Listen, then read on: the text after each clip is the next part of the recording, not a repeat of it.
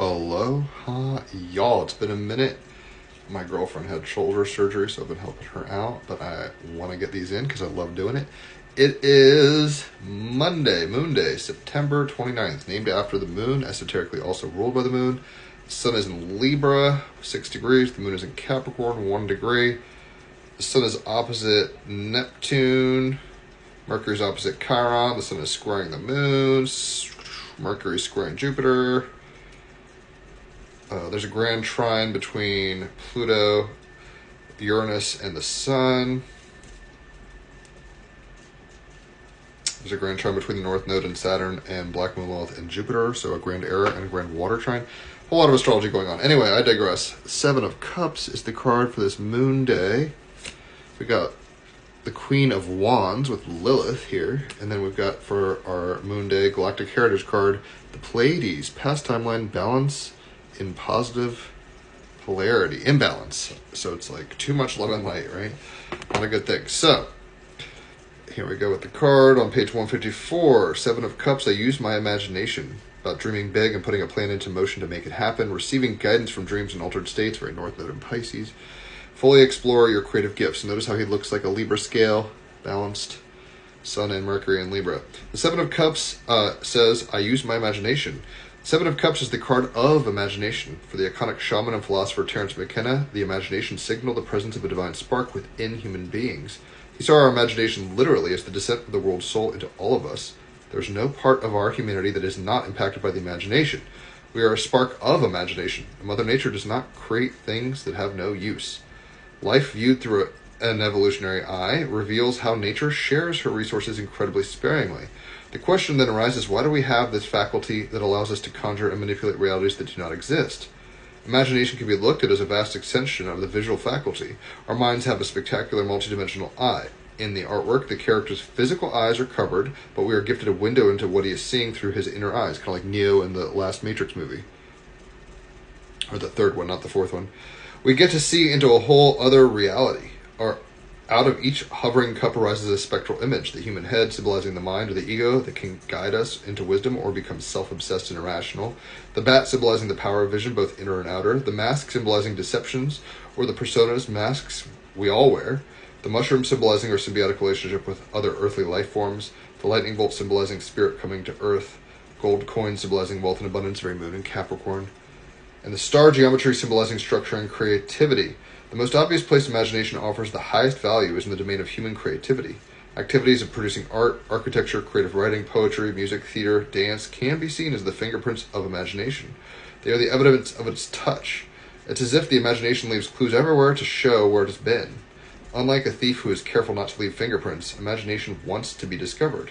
It wants us to know that it is right here in full view. Sun and Mercury in Libra, with moon in Capricorn is like, yo, wake up to the practical reality of dreaming. North Node in Pisces. Imagination is effectively the new currency of light-based realms. Like VR, social media, stuff like that. But as always, there is blessings and burdens, both and. Sun in Libra, Uranus and Gemini. With fewer and fewer restrictions upon what we can create, the issue of morality takes center stage.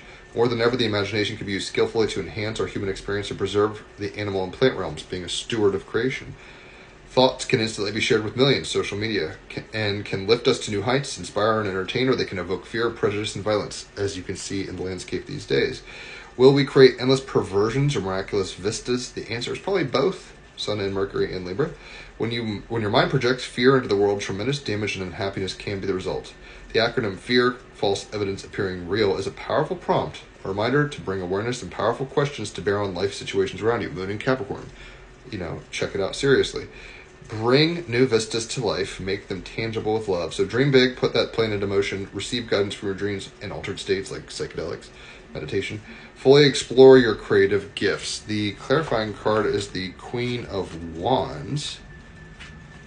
So if you're a fire sign, Aries, Leo, Sagittarius, you're a wand, the spirit of action and willpower. And the Queen is the watery, the fluid, emotional part of spirit and action. Fire. Page 72, Queen of Wands, I gracefully take center stage. Very Sun and Libra. It's like, look at me. She's even holding her hands up like a balanced, they both holding their hands up like a Libra, like a scale. symmetrical cards, both of these, as you can see, in their own ways. So, stepping into the creative power, being resolute, daring to break conventional boundaries, very much that Sun, Pluto, Uranus trine. Be generous with your power and trust yourself, right? Moon and Capricorns, trust yourself. Get to the bottom of it, right? Don't just bullshit yourself. Don't just bullshit yourself, right? The Galactic Heritage card is imbalance in positive polarity, the Pleiades. Don't just be like, well, my shit doesn't stink. It's like, actually it does. How can you work on that shadow? Lilith, right? There is a Lilith. There is a dark side, a Darth Vader in all of us. Notice how this has equal parts light and dark. It's not just light. It's not just dark. It's both. So, imbalance in positive polarity. Number 39, Pleiades, past timeline, on page 78. In the ancient Pleiadian history, one of the core lessons of the species had to do with denying the shadow side within. They only wanted to focus on the positive and habitually suppress their dark aspects. It is important to recognize and embrace all aspects, Sun and Mercury and Libra, Venus and Virgo, Moon and Capricorn. It is important to recognize and embrace all the aspects, dark and light. In your life now, try to see where you suppress darkness inside, such as emotions or pain that you don't want to feel. See it, love it, and dialogue with it. Use it as part of your own growth. In doing so, you will heal many old habits and patterns from lifetimes past on Earth as well as the stars. So the card represents the core lesson of the Pleiadian people when they were young. They had a tendency to push away negative emotions and only acknowledge the positive in life. These, like Barbie, right? She had to wake up to like the harsh realities. It wasn't just, I'm a Barbie girl, right? She had to like wake up. Moon in Capricorn. These unprocessed emotions fester on a collective level, and after millennia, their submerged energy has to be released. This unconscious negative energy created an immune system disease that ravished the Pleiadian people. No one could find a cure. It wasn't until they sought the help from shamans of their society, i.e. the people that used their imagination fully, right, and went into the depths of the shadow even, through psychedelics or whatever. They used the shamans and realized that they repressed and negative energy on a collective level was what was creating that immune disease. They made many suggestions to release this energy, and eventually the disease disappeared. Humans are genetically most connected to Pleiadians, and we have a tendency to do the same thing, to push away our unpleasant emotions and the dark aspects of our psyches. Many of the diseases we face today are because of a repressed emotion. If this card's coming up in your reading, you're most likely experiencing a Pleiadian, had an experience in a Pleiadian system during that era in which the issues of repressed emotion was happening. It is also a message to continue to stay connected to your emotions you are feeling and never push them away. Sun and Mercury in Libra. The shadow of Moon in Capricorn and Venus in Virgo is pushing your emotions away and kind of compartmentalizing them as not necessary, dirty, ugly, whatever, impractical. It's also a message to continue to stay connected to your emotions you are feeling and never push them away. You can write about them or face and embrace them in a meditation or psychedelic journey.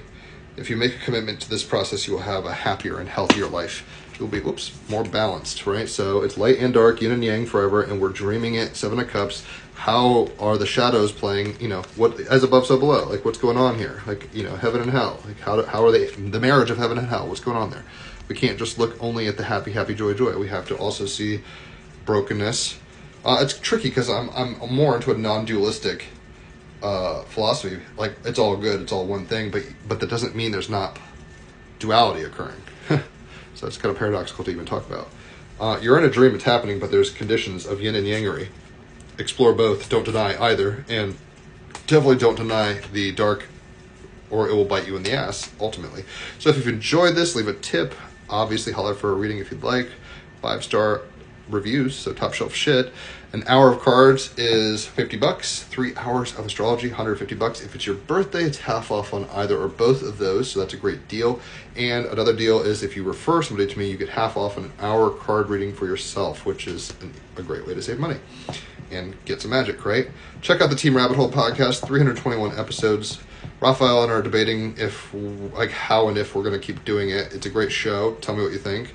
A lot of great guests, a lot of good content, but it's also like Moon in Capricorn, what Sun in Libra, Mercury in Libra. What's the energy input to energy output ratio? Is it balanced? Is it effective? Are we just having fun and not being responsible? Right? So anyway, tell me what you think. Check out the podcast, the last episode. We'll post up in here. Holler for a reading. Enjoy your moon day, and I'll catch you on the flip side. Adios.